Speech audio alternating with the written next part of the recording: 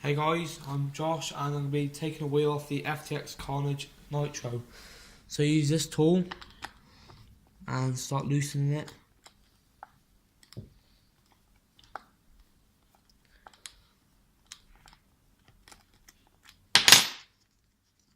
Just use your finger once you've loosened it enough.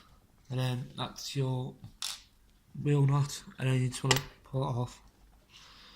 And then put your new wheel on and make sure the hex lines up with the wheel.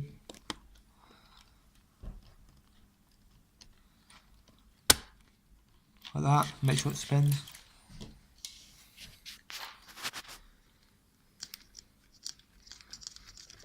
And then start tightening it up. Make sure you don't over tighten the wheel.